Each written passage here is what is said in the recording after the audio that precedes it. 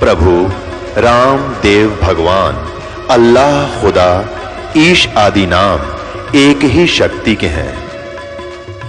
वो कैसा है, कहां है, कैसे मिलता है, किसने देखा है? ये प्रश्नवाचक चिन्ह पूर्ण रूप से हटाने के लिए अवश्य सुनिए जगत गुरु तत्वदर्शी संत रामपाल जी महाराज के अमृत वचन सर्व पवित्र धर्मों के पवित्र शास्त्रों के आधार पर।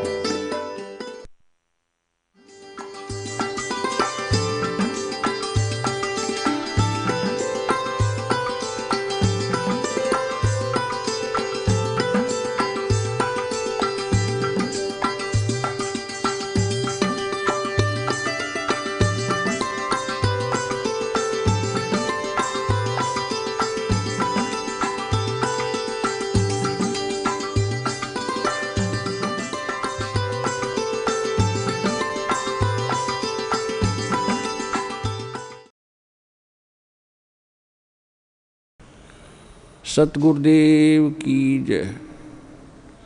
बंदी छोड़ कबीर परमेश्वर जी की जय। बंदी छोड़ गरीबदास जी महाराज जी की जय हो। स्वामी रामदेवानंद जी गुरु महाराज जी की जय हो।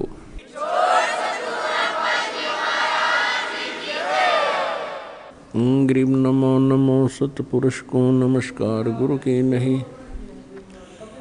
सुर नर मुनि जन साधुआं संतों सर्वसदी नहीं।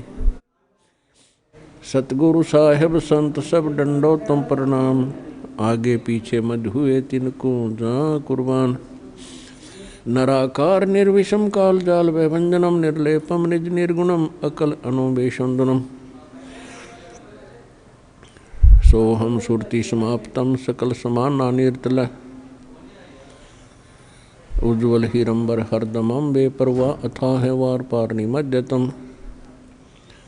गरीब जो सुमर सिद्ध होई गणनायक गलताना। करो अनुग्रह सोई पारस पद परवाना। आदि गणेश मनाऊं गणनायक देवन देवा। चरण कमल लो लाऊं आदंत करूं सेवा। परम शक्ति संगीतम रिद्धि सिद्धि दाता सोई। अवगत गुण अतीतम सत्य पुरुष निर्मोही। जगदम्बा जगदीशम मंगल रूप मुरारी। तन मन अर्पों शीशम भक्ति मुक्ति भंडारी। सुर नर मुनि जन ध्यावें ब्रह्मा विष्णु महेशा। शेष शेष मुख गावें पूजें आदि गणेशा। इंद्र कुबेर सरीखा वरुण धर्म राय ध्यावें। समर्थ जीवन जी का मन इच्छा फल पावें। 33 कोटि अधारा ध्यावें शेष 88। उतरे बहु जल पारा कट है यम की फांसी। 33 कोटि अधारा ध्यावें शेष 88। उतरे बहु जल पारा कट है यम की फांसी। कर जोरों विनती करूं धरूं चरण पर शीश। गुरु जी राम देवानंद जी महाराज ने दियो नाम बख्शीश। कोटि कोटि सिजदा करूं कोटि कोटि प्रणाम। चरण कमल में राखियो मैं बंदी जाम गुलाम। कुत्ता हूँ गुरुदेव का रामपाल दास का नाम। गले प्रेम की जेवड़ी जाखे चोभा जाऊं। तो करो तो बावड़ो, दूर दूर करो तो जाऊं, जो राखो तो ही रहूं, जो देव सो खाऊं। परम पिता परमात्मा पूर्ण ब्रह्म सर्व सृष्टि के रचने वाले कबीर परमेश्वर जी की असीम रजा से आप परमात्मा की प्यारी आत्माएं सत्संग सुनने के लिए उपस्थित हुए। आज का जो सत्संग समागम है एक विशेष दिन के उपलक्ष्य में ये किया जा रहा है। ये फाल्गुन मास की द्वादशी वो शुभ दिन है। इस दिन परमात्मा सतलोक से चलकर आए थे और अपनी प्रिय आत्मा आदरणीय गरीबदास साहिब जी गांव छुडानी जिला झज्जर हरियाणा वाले को ये खेतों में जंगल में मिले थे। एक जिंदा महात्मा का रूप परमेश्वर बनाए हुए थे।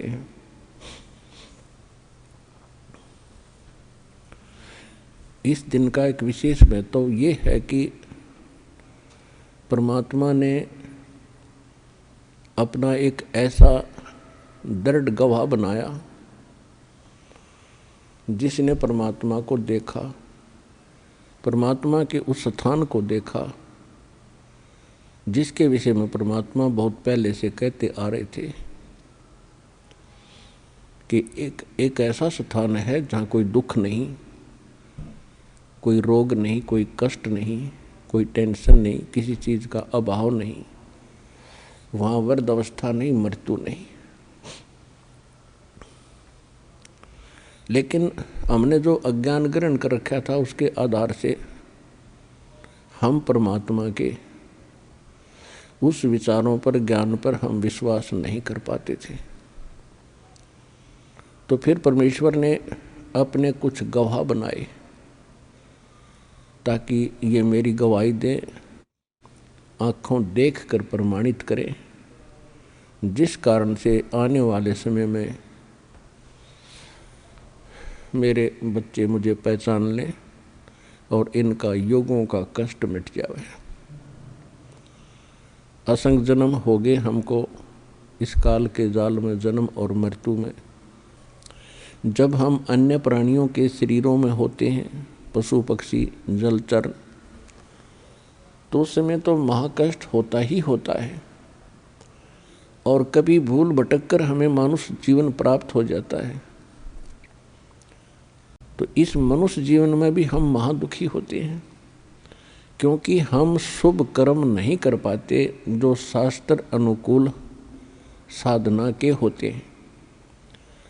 क्योंकि हमें जो ज्ञान दिया जाता है वो शास्त्र विधि त्याग कर मनमाना आचरण बताया जाता है, जो सभी सदग्रंथों के विपरीत होता है।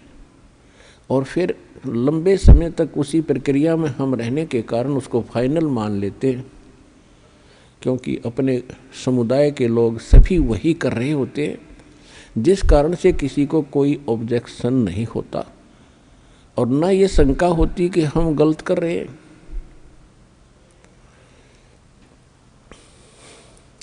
इस भूल को मिटाने के लिए परमात्मा स्वयं आते हैं। यहाँ पर दो शक्तियाँ काम कर रही हैं। एक तो असंख्य ब्रह्मांड का मालिक है कबीर भगवान, जिसको मुसलमान भाई अल्लाह अकबर कहते हैं, हम उसे कबीर साहिब कहते हैं। अल्लाह माने साहिब, अकबर माने कबीर, ये बोलने का अंतर है बस। अल्लाह कबीर, अल्लाह अकबर यानी साहिब कबीर, हम कबीर साहिब कहते हैं। इसको गॉड कबीर कहो। ये पूर्ण परमात्मा है, ये हमारा जनक है, हमारा पिता है। इसकी वचन शक्ति से हम सभी उत्पन्न हुए हैं।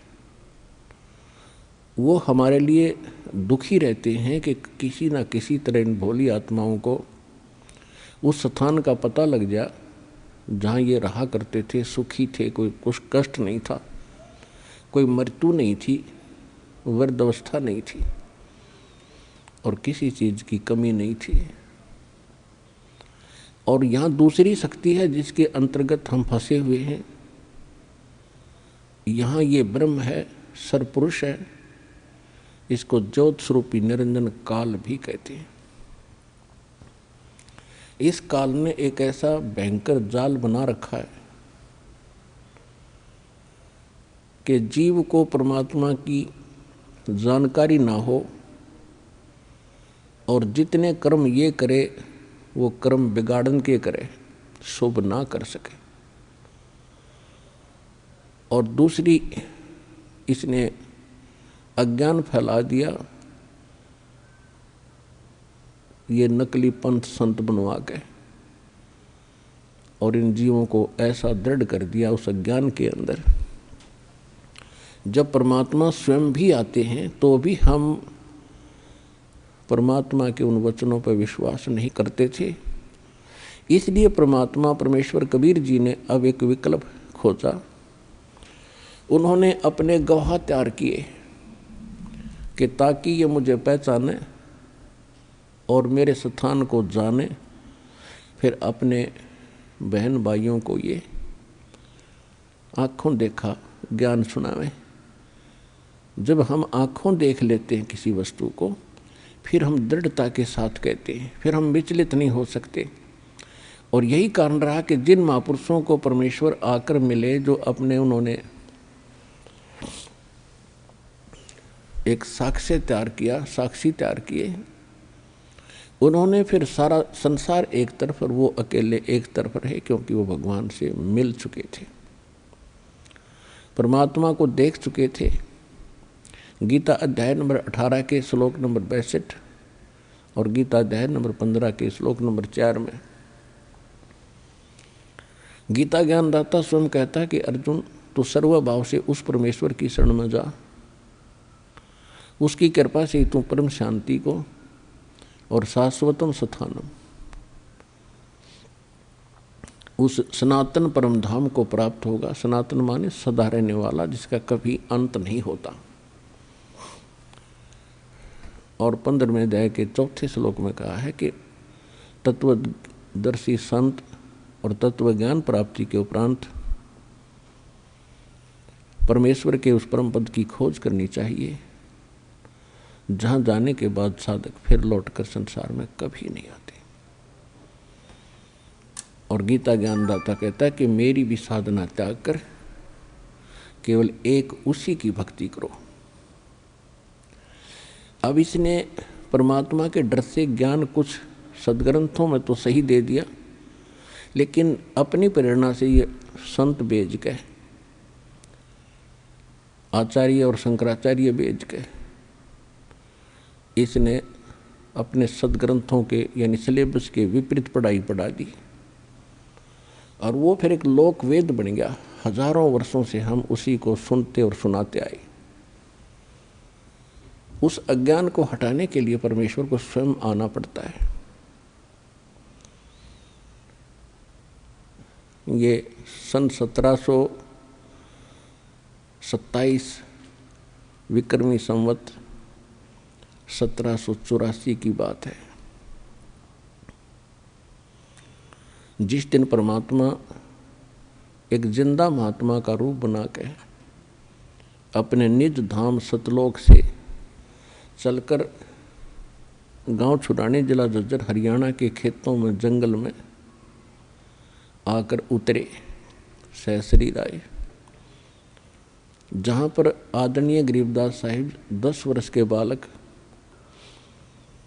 अन्य साथी गवालों यानी पालियों के साथ गौवें चरा रहे थे।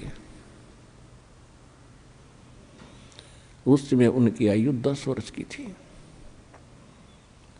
तो उस समय में कुछ गर्मी बन जाती है, जैसे ये मौसम आप देख रहे हो।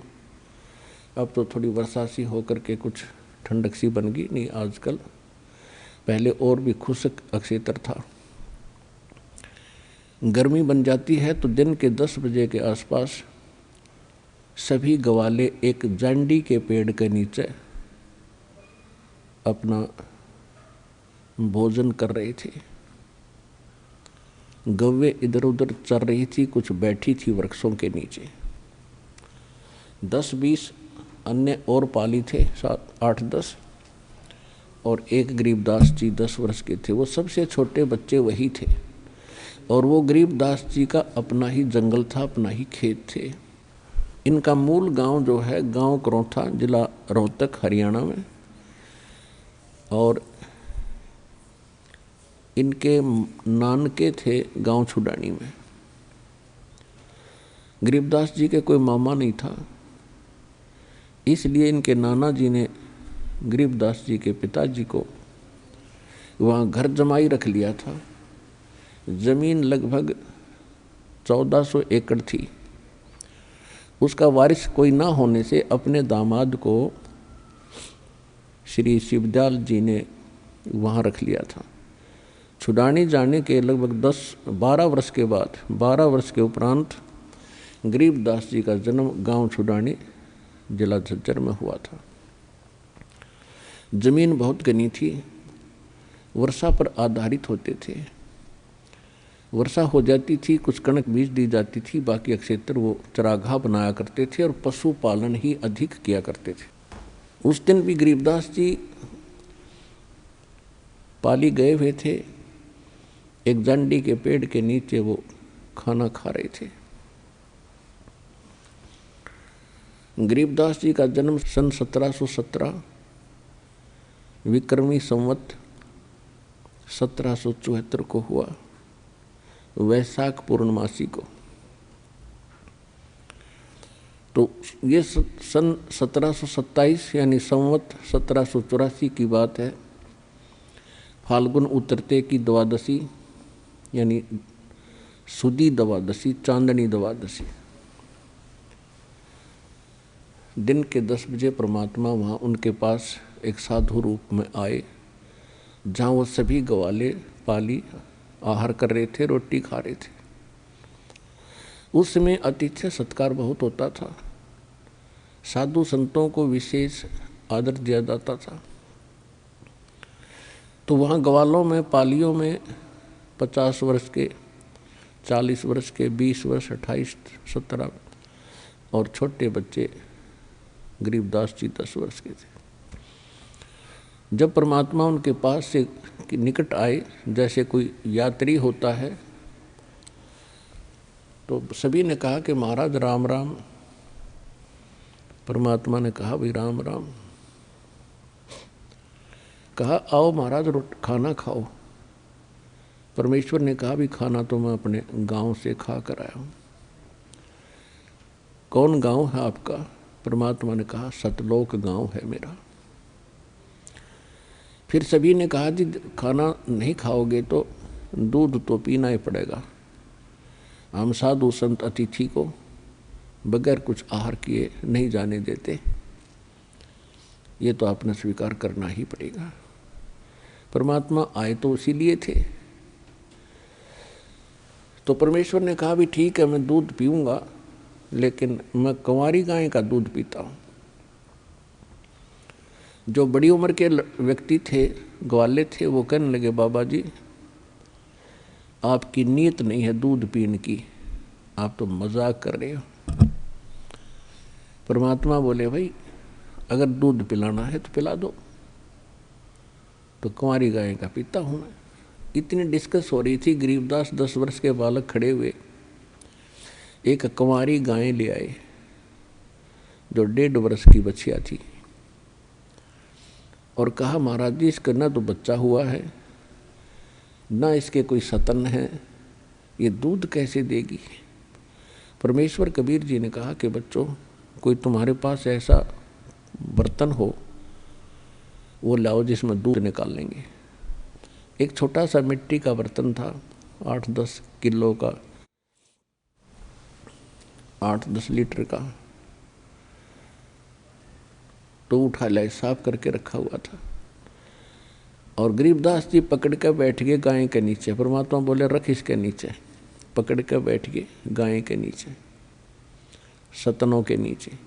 परमेश्वर खड़े हुए और बछिया के कमर पर हाथ थपकी मारी, सतन लंबे लंबे हो गए, दूध की धार चल पड़ी और पात्र भर गया जो बंद होगी। बोलो सतगुरुदेव, बंदी छोड़ कबीर साहेब की जय।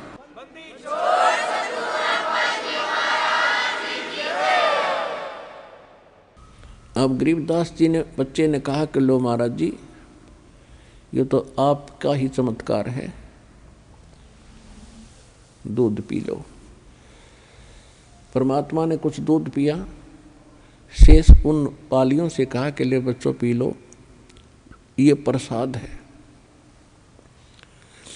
अब जो बड़े गरीबदास जी से जो बड़े थे सारे, उन्होंने कहा कि हम ना पीवें, ये तो पाप का दूध है, कुंवारी गाय का दूध निकाल दिया और ना जाने क्या जादू जंतर कर रखा है आपने, और फिर आपने झूठा कर दिया, अपना पता कौन सी जाति के हो, हम ना पीवें, उठ कर चले गए। अब गरीबदास जी ने कहा कि लो भगवान मुझे दे दो, आपका बनाया हुआ प्रसाद कब कब उपलब्ध हो, सौभाग्य है मेरा जो आपका झूठा दूध मुझे प्राप्त होगा, अमृत होगा। परमात्मा ने कहा था बेटा ये जादू जंत्र का नहीं है, ये यहाँ इस लोक का भी नहीं है, ये तो मेरे लोक से आया, सतलोक से, और पी लो तुम, बहुत लाभ होगा। कहते हैं सकल पदार्थ है जग माही, पर कर्महीन नर पावत नाही। गरीबदास जी ने वो दूध पिया, वो सभी चले गए दूर, पाली दूसरे साइड में गऊओं को भी आंक ले गए। अब वहाँ रह गए वो परमात्मा और वो प्यारी आत्मा जिसके लिए मालिक आए थे। परमेश्वर ने चर्चा शुरू की कि बेटा भक्ति किया करो, परमात्मा का नाम लेना चाहिए, ये मनुष्य जीवन बार बार नहीं मिलेगा। तो गरीबदास जी जैसे बच्चे थे कहने लगे भगवान हम करते हैं, राम राम करते हैं, सीता राम करते हैं, राधे श्याम का जाप करते हैं, बजरंग बली की जय बोले, शंकर भगवान की भक्ति करें। फिर परमात्मा ने काफ़ी देर तक उनको समझाया बेटा ये इनकी भक्ति से मोक्ष नहीं हो सकता, आपका जन्म और मृत्यु नहीं मिट सकता, आपके कर्म के अंदर यानी प्रारब्ध के अंदर जो लिखा है कोई पाप कर्म जिससे आपको कोई हानि होनी है, तो इन भगवानों की भक्ति से वो समाप्त नहीं हो सकती। इन भगवानों की भक्ति करने से आपको पुण्य और पाप दोनों ही प्राप्त होंगे। और कहते हैं पिछले ही तप से होते हैं पूर्ण हंस मुराद। ये पिछले संस्कार थे उस बालक के, एकदम उसके हृदय में एक विशेष प्रेरणा हुई कि परमात्मा आज तक हमने यो ज्ञान कभी किसी से सुना नहीं है, और ऐसा भगवान नहीं सुना जो आप बताते हो कि वो सब दुख दूर कर सकता है हमारे, लेकिन उनकी जेब कट रही है, उनकी पूंजी नाश हो रही है जो लेकर गए थे, और जिस समय वो पूंजी समाप्त हो जाएगी वो स्वयं वहाँ से चले आएंगे। अगले वर्ष हो सकता है ऐसा लाभ ना हो जिससे 50-60 हज़ार रुपये सेव हो जाए, बचत हो जाए, तो वो अगले बार वहाँ भी नहीं जा सकते, यहीं रहना पड़ेगा। ठीक इसी प्रकार ये स्वर्ग है। स्वर्ग में भक्ति के धनी व्यक्ति जाते हैं, वहाँ कोई काम नहीं, लेकिन आपके पुण्य वहाँ जमा हो जाते हैं। जो भी खाओगे पियोगे इच्छा करोगे आपको प्राप्त होता रहेगा, लेकिन आपका बैलेंस लेस होता रहेगा, और जिस समय आपके पुण्य समाप्त हो जाएंगे आपको जबरदस्ती वहाँ से नरक में डाल दिया जाएगा, और नरक के बाद फिर पुनः आपको यहाँ 84 लाख योनियों की कुत्ते गधे सूअर के शरीरों में बेचा जाएगा। और ये प्रक्रिया आप असंख्य जन्मों से कर रहे हो, भोग रहे हो, इसका निर्वाह कर रहे हो। जहाँ से मैं आया हूँ वो एक ऐसा स्थान है जहाँ आप पहले रहते थे। पूरी सृष्टि रचना सुनाई, आप सभी वहाँ रहते थे, वहाँ कभी मृत्यु नहीं है, वहाँ कोई चीज़ का अभाव नहीं है। और यहाँ आपने आज चाहे कुछ भी सुविधा उपलब्ध है आपको, कितने आपके पास ज़मीन है, चाहे राजा बने हो, ये तो आपके पास रहनी ही नहीं है। मृत्यु के उपरांत ना जाने कहाँ पटकेगा ये काल उठा के। और जिस माया को आप आज अपनी मान रहे हो, इसको आपके नाना जी के पिताजी भी अपनी मान रहे थे और उसके पिताजी भी अपनी मान रहे थे। अब वो कहाँ है भाई? अब वो कहीं गधे कुत्ते बनकर घूम रहे हैं। तो परमात्मा ने गरीबदास जी को समझाया, ये माया है राम की, अपनी कहें गंवारे, जमपुर धक्के खाओगे, नाहक बहे बेगार। पूंजी साहूकार की, पूंजी साहूकार की, ये बंजारा संसार, और पूंजी माल गंवा दिया, इब नाहक बहे बेगार। परमात्मा ने बताया कि बेटा ये पृथ्वी इस काल साहूकार की है और तुम यहाँ बंजारे बनकर आए हुए हो। इस पर एक आपने इससे लाभ उठाना था कि अपना निर्वाह भी करते और मोक्ष के लिए भी कुछ प्रयत्न करते। आप उस उद्देश्य को भूलकर यहाँ संसार की भूल भुलैया में भूल चुके हो और आपने कि ये परंपरा मान ली, बूढ़े होकर तो मराया करें, यानी वृद्धावस्था में तो मृत्यु सभी की होती है। और जब तक वृद्ध नहीं होते खूब काम करें, अच्छी संपत्ति बनावें, हमारे आने वाले बच्चे प्रयोग करेंगे। तो परमात्मा ने बताया कि बेटा बच्चों को भी वही मिलेगा जो उनके संस्कार में है। आपने ऐसा देखा होगा कि बहुत से ऐसे माँ बाप हैं जिनकी बहुत संपत्ति थी और बच्चा ने वो फिर बाद में सारी बेच खाई, शराब पीने लग गए। अब उस बोली आत्मा ने बच्चों के लिए ही सारा जीवन व्यर्थ किया, सारी संपत्ति जोड़ी, और जो संपत्ति मनुष्य जीवन से जोड़नी चाहिए थी, भक्ति करनी चाहिए थी, वह करी नहीं। जिस कारण से वो तो कहीं कुत्ता बनकर गली में घूम रहा होगा पिताजी, और बच्चे उसकी जोड़ी हुई संपत्ति को शराब पी रहे हैं और बर्बाद कर रहे हैं। तो ये बहुत बड़ा झंझट है, इससे निकलना चाहिए आपने। परमात्मा ने बहुत सी ऐसी कथाएं सुनाई, गरीबदास जी एकदम तड़फ उठे कि परमात्मा ये जन्म मरण का रोग तो बहुत भयंकर है। वृद्ध अवस्था में जीव बहुत दुखी होता है।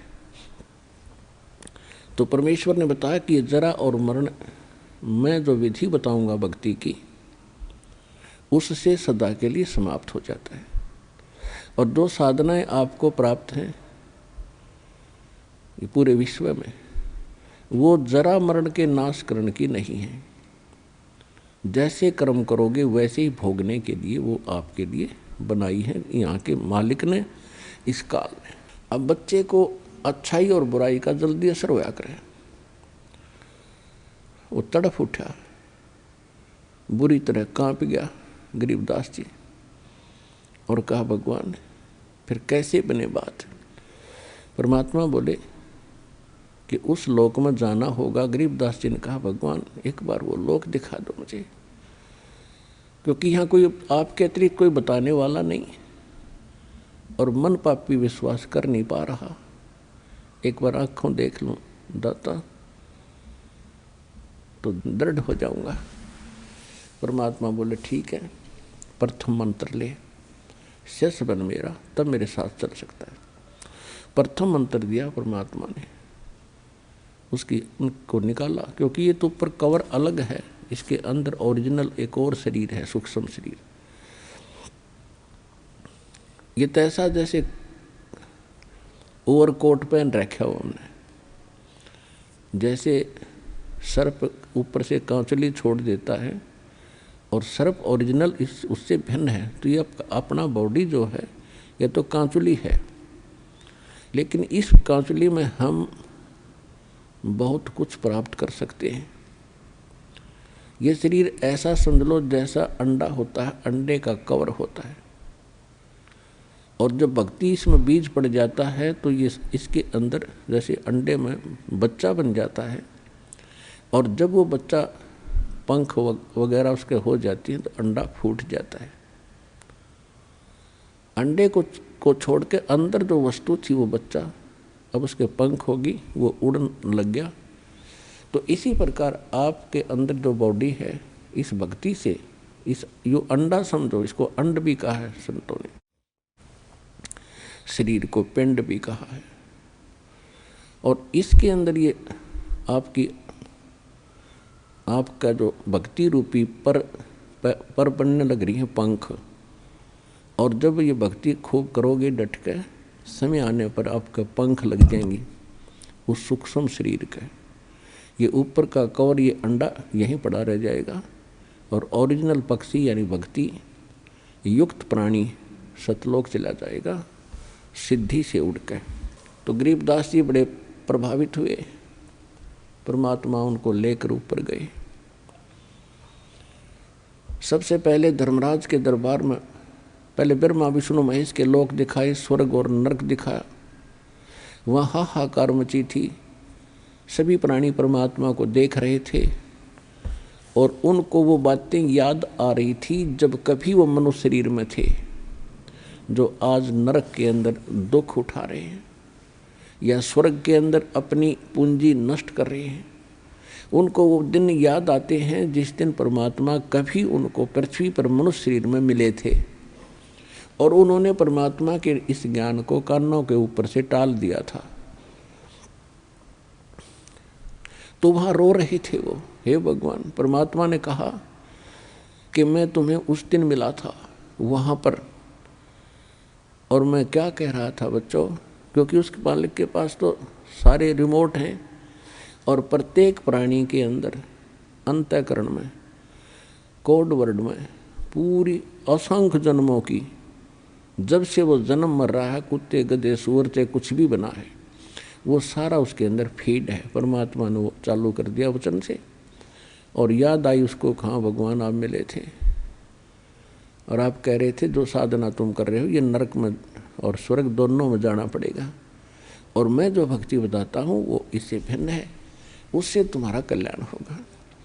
उस समय आप क्या कह रहे थे, विवाद कर रहे थे, मुझे खुरका धमका रहे थे, तू क्या जाने दुल्हा, तू क्या जाने क्यों बकवास करता है, हमारे देवताओं को तू ऐसे बताता है।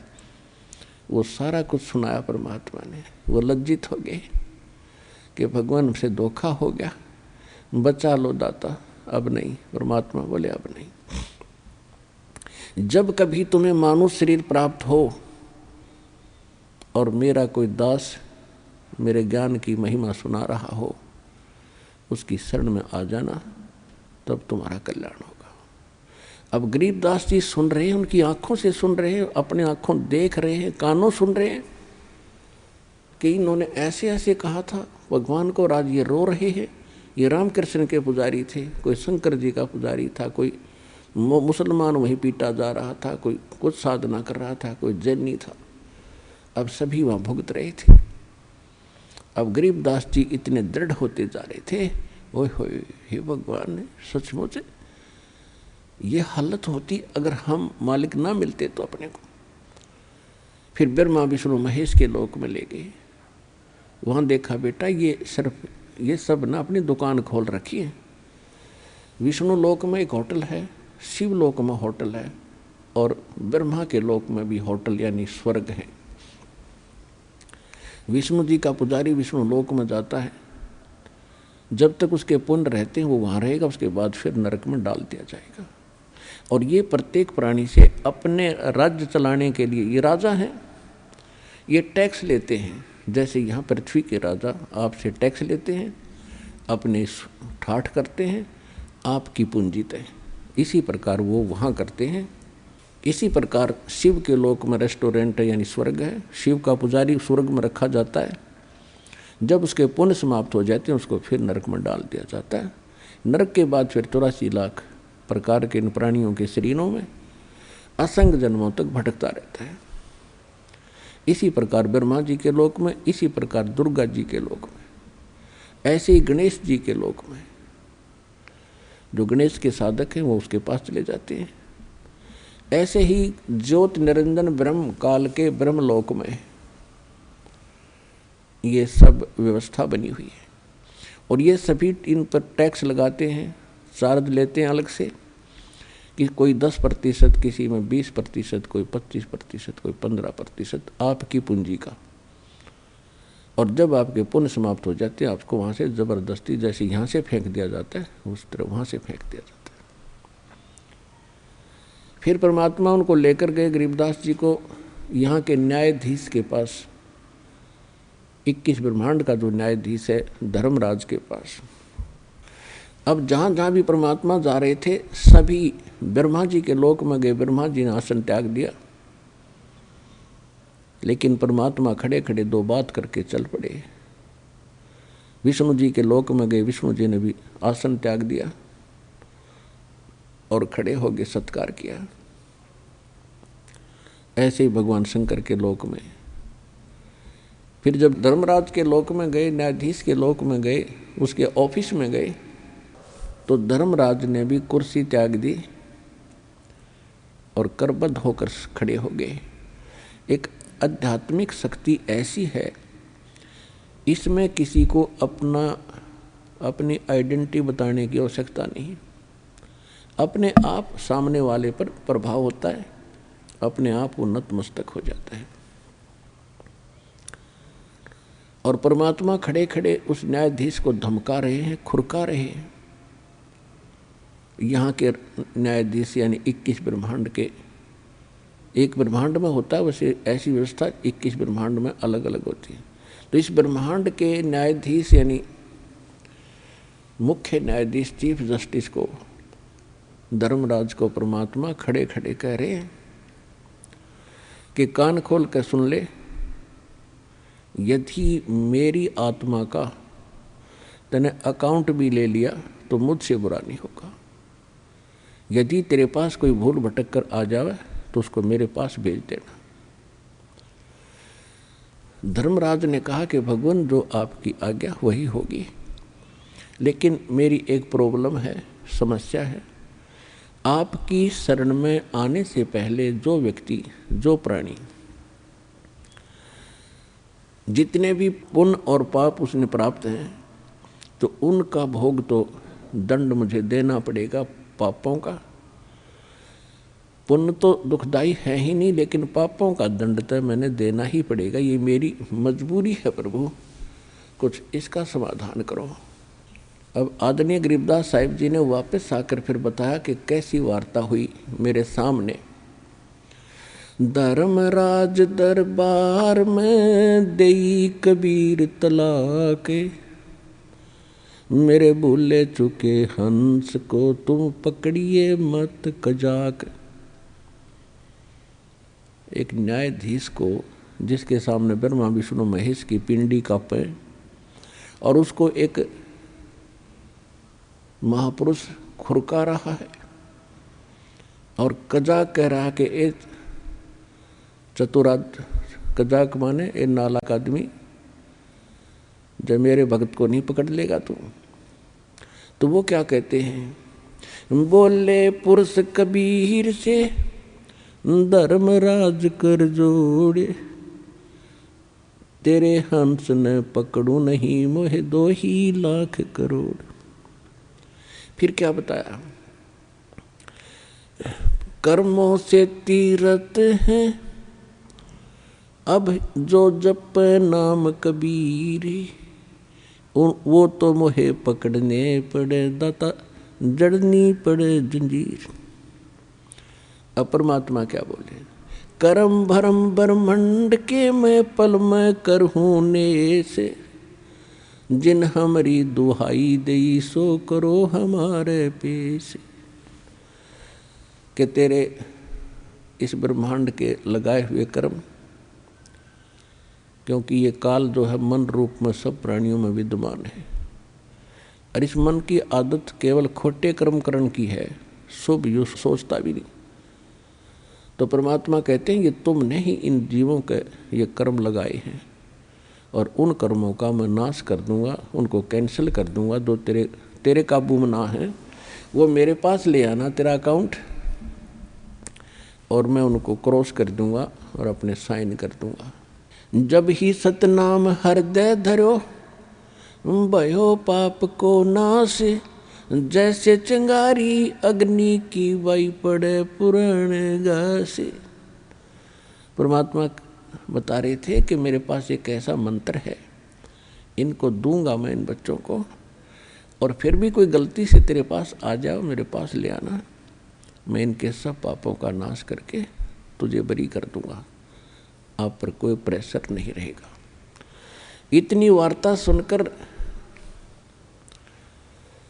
गरीबदास जी गदगद हो गए, लेकिन अभी ये समझ रहे थे कि ये बाबा जी बड़ा शक्तिशाली है। हमने तो ब्रह्मा विष्णु महेश्वर के नाम सुने थे या चित्र देखे थे, आज मैं वास्तव में देख रहा हूँ और ये सब इसके सामने करबद्ध हो रहे हैं, और ये तो बहुत बड़ी शक्ति बताते हैं। जो अब ये धर्मराज तो सबका अकाउंट लेता है, और ये भी भगवान के इस बाबा जी के सामने ऐसे करबद्ध हो गया, तो कमाल का ही बाबा तो भाई। फिर परमात्मा उनको ले गए, वो स्थान दिखाया गरीबदास जी को जहाँ ये काल भगवान, ये ब्रह्म 1,00,000 मानव शरीरधारी प्राणियों को के सूक्ष्म शरीर को तपस्या के ऊपर एक टुकड़ी है पत्थर की, जैसे तई होया करे बड़े बड़ी तय, ऐसे अपने आप प्रज्वलित है, वो अपने आप प्रज्वलित है, और उसके ऊपर 1,00,000 मानव शरीरधारी प्राणी तड़फ रहे थे। हाहाकार मची थी। यहाँ के राजा भी थे उसमें, और यहाँ के गरीब भी थे, सेठ भी थे, साहूकार भी थे, आम नागरिक भी थे, और सब उन्हीं के पुजारी थे, लेकिन सब बुरा हाल हो रहा था। तब परमात्मा वहाँ पहुँचे तो सभी एकदम उनकी तपत खत्म हुई, और ऐसे बैठ गए उस तई के ऊपर, जैसे कढ़ाई में बैठ गए, उबलते तेल के कढ़ाई में समझ लो आदमी, और उसको पीड़ा ना हो। तो एकदम देखा कि ये परमात्मा आगे शायद। तब उन प्राणियों ने कहा, भगवान हम बहुत दुखी हो लिए, हम किस कर्म का दंड भोग रहे हैं। परमात्मा ने कहा, ये तुम्हारा यहाँ का किया कर्म नहीं, ये तुमने सतलोक में गलती करी थी, वहाँ तुम सुखी थे, और सुखी जीव को बकवाद घनी भावें हैं, अच्छे काम थोड़े और बुरे घने करेगा। तो तुमने वहाँ यही गलती की थी, भरी थाली का ठोकर मार कर तुम यहाँ आगे से इस कंगाल लोक में सारी जीवन में तुम्हारे से रोटी पूरी नहीं होती, मर खप जाते हो। उनको भी परमात्मा ने वो कथा सुनाई है। और जिस भगवान को तुम पूजा करते थे, कहते थे निराकार है निराकार है, ये सामने अभी आएगा तुम्हें खाने के लिए। वो खाता कैसे है? उन सूक्ष्म शरीर के अंदर जितने प्राणी मनुष्य शरीरधारी वहाँ तपस्या पर डाले जाते हैं, तो सारे जीवन में उन्होंने जो भी ये आहार किए हैं, और ये क्या कराता है? बीड़ी, शराब, तमाकू, मांस, और ये बकवादियों घनी करवाता है। आज विश्व में शायद ही कोई प्राणी बचे हों, कुछ प्रतिशत, न तो सभी, कोई बीड़ी का लत है, कोई शराब पी रहा है, कोई भूकी खा रहा है, कोई अफीम खा रहा है, कोई मांस खा रहा है, कोई शराब पीता है। तो ये कोई सा भी काम करने का नहीं, ये मन करवाता है। और इसके करने से हमारे सूक्ष्म शरीर के अंदर एक विशेष पदार्थ डिपॉजिट हो जाता है, और वो स्वाद करता है काल उसका। फिर तो वो सबको उठा के वहाँ डालता तपस्या पर, फिर सब तड़फ तड़फ कर। जिसने ज़्यादा बीड़ी शराब तम्बाकू पी रखा है, वो काफ़ी देर तक तड़पता, उसमें तो घना माल होता है उसका, और काफ़ी देर तक सबसे पीछे तक उसकी दुर्गति होती है वहाँ पर। और फिर जीव मरता नहीं उस सूक्ष्म शरीर में, उनको वहाँ से फेंक देता सिद्धि से। उसका टाइम फिक्स अलार्म रखा उसने, उसके बाद वो वहाँ से अपने आप उड़ जाते हैं। जब उनका गंध मैल निकल जाता है, और ऊपर जाते ठंडे क्षेत्र से तो वो कुछ नॉर्मल से हो जाते हैं, और फिर धर्मराज के दरबार में आकर लाइन लगा लेते हैं अपने कर्मों का अकाउंट कराने के लिए। वहाँ तो सबके कर्मों का अकाउंट कैलकुलेटेड मिलता है, क्योंकि जो ये कर्म प्राणी करता है उसका एक फैक्स वहाँ हो जाता है धर्मराज के दरबार में, और उनके उस अकाउंट नंबर में डिपॉजिट हो जाता है। और जब प्राणी वहाँ पहुँचता है तो उसके सामने कुत्ते की योनि, गधे की योनि, कुत्ते की योनि, गधे की योनि, मनुष्य जीवन, स्वर्ग, भागो फटाफट। वहाँ नहीं सुनता कोई, फिर हाहाकार मची रहती है। जिनका नरक में जाना होता है उनको यम के दूत खड़े हैं लठड़ी बाले लेकर, जैसे पुलिस वाले खड़े होते हैं, और पकड़ कर बाजू फटाफट आ जाओ भाई, नरक है तुम्हारे लिए। और वहाँ ठोक कर आते हैं, उनको बुरा हाल हो रहा है। तब क्या देखा, कुछ देर के बाद वो ज्योत निरंजन काल उनको खाने के लिए अपने उस रसोई घर में आने लगा। दूर से देखा, तब तक वो प्राणी वहीं थे परमात्मा की कृपा से, नहीं तो उसको ऑटोमेटिक सिस्टम से तो उनको चला जाना चाहिए था। वो इसलिए आया था, वो किसी के सामने नहीं आता। तो उस बताया परमात्मा ने कि देखो वो आ रहा है तुम्हारा यहाँ का भगवान, जिसको तुम परमात्मा कहते, इसकी शकल देख के कलेजा फट जाए आदमी का, और तुम इसको ब्रह्म मानकर पूजा करते हो। सबने देखा सामने लंबे दांत, ओछा माथा, काला विकराल शरीर, तो सभी प्राणी भयभीत हो गए। परमात्मा ने कहा कि तुम जाओ यहाँ से। वो सभी को उड़ा दिया, और जब परमात्मा उसके निकट गए, वो कहाँ बैठता है जाकर के, एक जो 11वां द्वार है, 11वां द्वार है, वो अक्सर पुरुष के लोक में जाकर निकलता है। उस गेट पर ये स्वयं चौकीदारी करता है कि कोई इधर से एक भी ना चला जा। ये स्वयं वहाँ बैठता है, और वहाँ बैठा था, वहाँ से उठकर चला ही था। परमात्मा जब चले तो उस गेट पर अड़ गया जाकर, कौन आ गया ये, इस कैसे चला जाएगा इधर। तो परमात्मा निकट गए, तो परमात्मा ने कहा कि देख बेटा गरीबदास, ये है यु काल भयंकर, इसके सामने ब्रह्मा विष्णु महेश की हिम्मत नहीं कि इसके सामने, इसकी शक्ति के सामने टिक जाए। वो 4 भुजा के भगवान यू 1000 का है। अब तो ये 2 भुजा बनाए बैठा है, ये 1000 भुजा तक बना सकता है। ब्रह्मा विष्णु महेश तो 16 कला के प्रभु हैं, ये 1000 कला का भगवान है। और जिस परमात्मा के पास मैं तुझे ले जा रहा हूँ, असंख्य कला का मालिक है वो।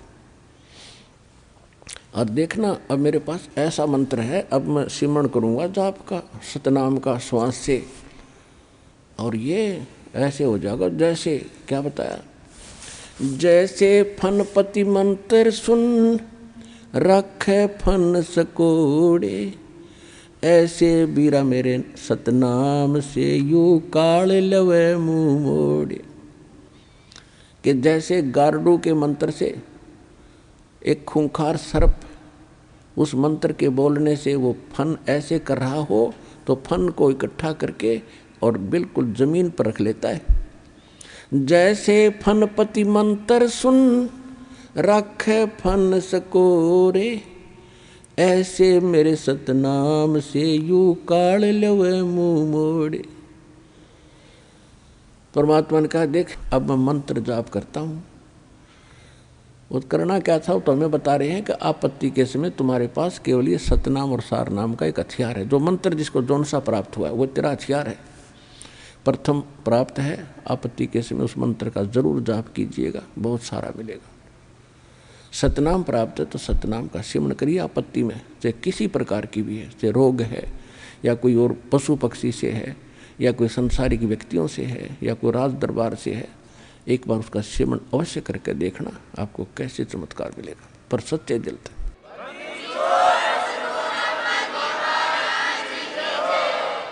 और सारनाम प्राप्त है, सारनाम का जाप करिए। सतनाम प्राप्त है, सतनाम का करिए।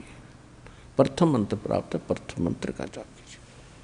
तो जो ही परमात्मा ने कहते हैं कि मैं देख ले भाई सिमरण कर रहा हूँ, उसी समय काल जहाँ उस गेट के ऊपर 11वें द्वार पर वो कड़लाए बैठा था और ऐसा सिर झुक गया उसका। और कहा, ले बेटा गरीबदास आजा, पैड़ी बना इसकी। इसके सिर पे पैर रखा, पहले तू चल पहले आगे। गरीबदास जी ने सिर पे पैर रखा और अंदर कूद गए, बालक थे। ऐसे परमात्मा ने सिर पे पैर रखा और आगे चला गया। वो फिर ऐसे हो गया, कदे और ना निकल जा, दो तो गए। 11वें द्वार पार करते ही ये लोक आ जाता है अक्षर पुरुष का। गीता अध्याय नंबर 15 के श्लोक नंबर 16 और 17 में 3 पुरुष हैं। एक सरपुरुष, ये ब्रह्म है, 21 ब्रह्मांड का मालिक, जिसको ज्योत स्वरूपी निरंजन काल भी कहते हैं। और अक्षर पुरुष ये 7 संग ब्रह्मांड का स्वामी है।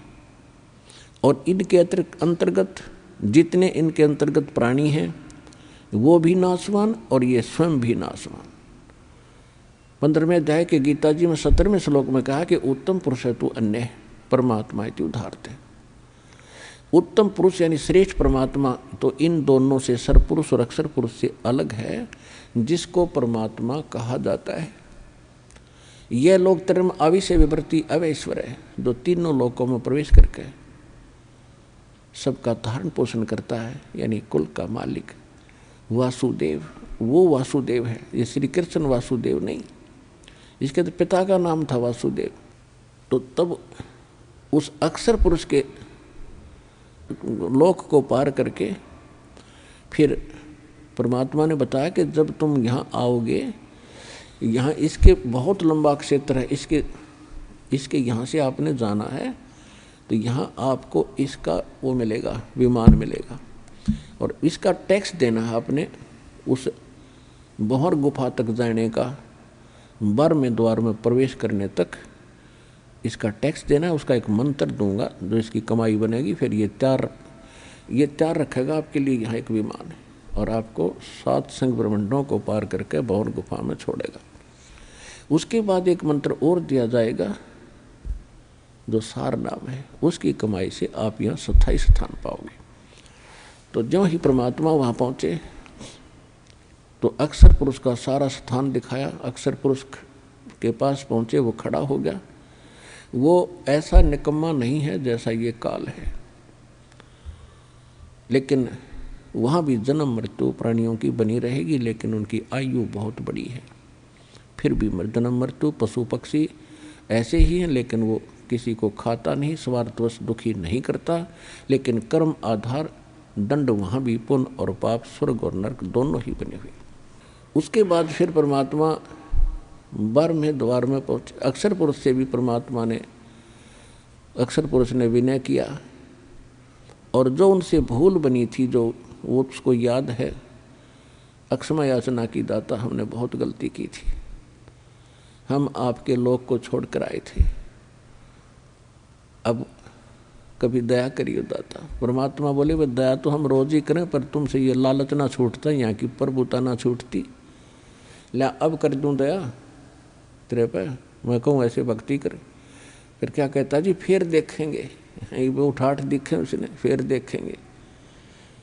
सब किसी ने देख ले, जिसने समय पर रोटी मिल रही है, छोटी सी कोई जॉब ठीक हो या व्यवसाय ठीक हो, बाल परिवार ठीक हो, उसको कोई कह दे आजा भक्ति कर ले, नो का फिर देखेंगे। ये बात गुट्टी लानी है शाम ने, वह ना छूटती। फिर क्या देखेगा, जब गधा बन जाएगा फिर तो कुम्हार देखेगा, कड़मा मारेगा लठ। अब देखना तब देख, छोड़ सारी बुराइयों को और कर भक्ति सच्चे नाम की, और यहाँ भी सुखी रहेगा। जब तक तेरा यहाँ संस्कार है तब भी सुखी इसी से रहेगा, नहीं तो आज सब कुछ है तेरे पास, कल मृत्यु हो जा, फिर गधा बन कर घूम रहा होगा। खा का ये जीवन यहाँ का। और इस ज्ञान से यह बात समझ में आवेगी, प्रमाण दिया जाएंगे, भगवान बतावे, राखों देखा वो संत बतावे। अब जैसे आम का हाथ होया करती, कोई बात बतावे इधर उधर की, तो उसने यूँ कहा करते कि तू कौन सा भगवान से मिलकर आ रहा है, यानी भगवान से कोई मिलकर आवे तो उसकी बात तो सच्ची है, मानी उन्होंने भी, कि आप कौन से भगवान से मिलकर आ रहे हो, इसी दृढ़ कॉन्फिडेंस से कह रहा तू यह बात। तो परमात्मा खुद आए और जो भगवान से मिलकर आए उन्होंने बताई यही बातें। तो शंका नहीं रहनी चाहिए समझदार व्यक्ति को, जो वो ज्ञान बताया जा रहा है, और दास उन महापुरुषों का बताया हुआ बता रहा है, तो आपको तुरंत समझ में आना चाहिए और यहाँ से सिर पर पैर रख लो, सतलोक जाने के लिए डट के भक्ति करनी चाहिए।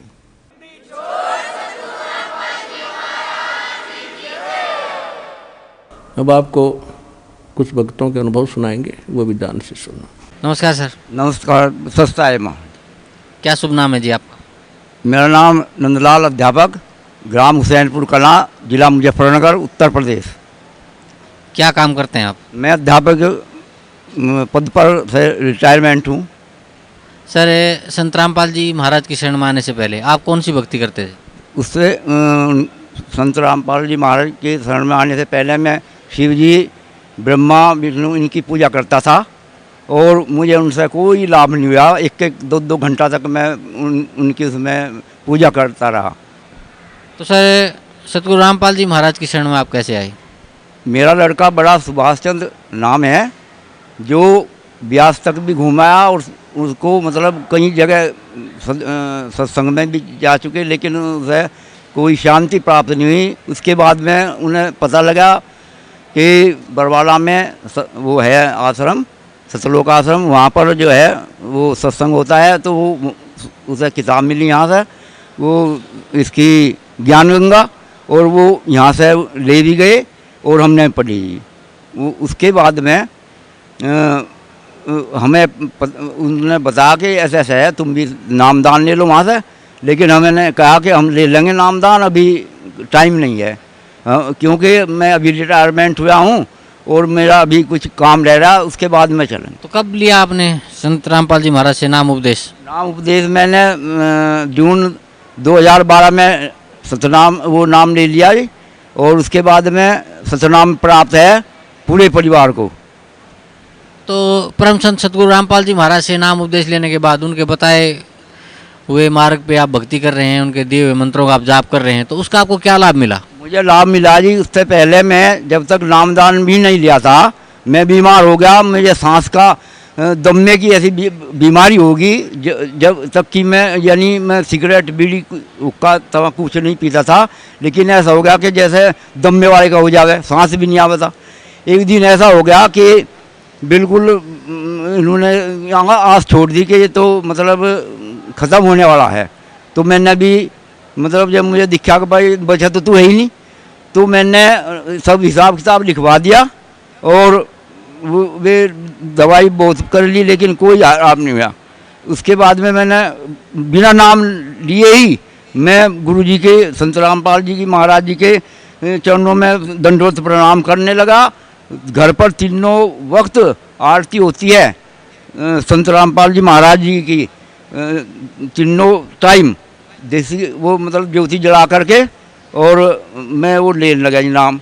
उसके बाद में मुझे जब बीमार हालत में चल रहा, तो लोग ये है राम मनोहर लोहिया अस्पताल में भी ले गए, लेकिन वहाँ भी डॉक्टरों ने ना कर दी कि हमारे बस का कोई वो नहीं है, ये तो बहुत सीरियस बीमारी है, और दिल की भी जांच करवाई, सब काम करवाया, लेकिन कोई समझ में नहीं आया। लेकिन जब मैं यहाँ से नामदान लिया, अब मैं बिल्कुल स्वस्थ हूँ, कोई मुझे बीमारी नहीं है। तो भगत समाज को क्या संदेश देना चाहते हैं आप? भगत समाज को यही संदेश देना चाहता हूँ कि सब सतलोक आश्रम बरवाला में आए और नामदान लें और अपना मुक्ति उद्धार कराएं।